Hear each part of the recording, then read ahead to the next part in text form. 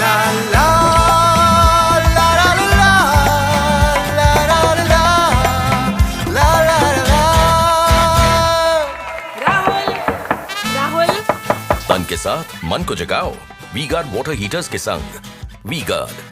The Khasi Students Union, KSU, has demanded the Meghalaya Public Service Commission, MPSC, to display the marks obtained by all the candidates who appeared in the Meghalaya Civil Services preliminary examination following alleged irregularities in the recruitment.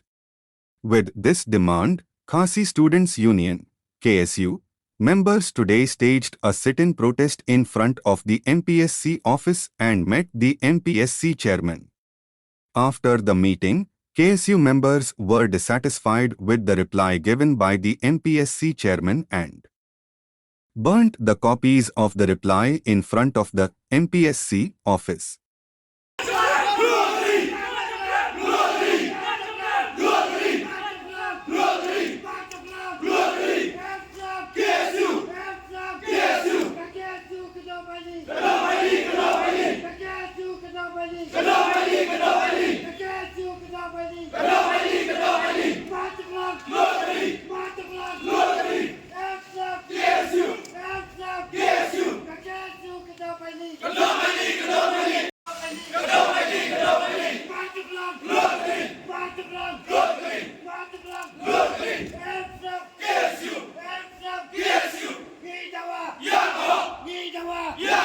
Ba lagi ni kindiat singin bu kay kajing dawa kajungi hakmat ka sorka atau pikili ni pa na pait ya kata ngila ekran inleng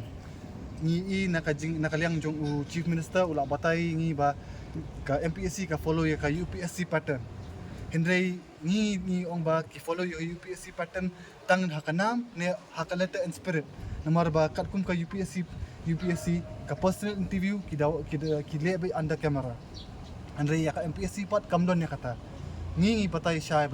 bali fitiem ya ka camera kiki ong ba ngiting baki ya ka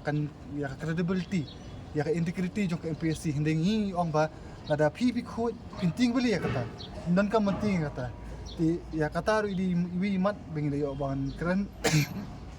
bat nakaliang ka MPSC ong ba namar ba kimpat sim ya discuss halor kata hindi kinbu ya kata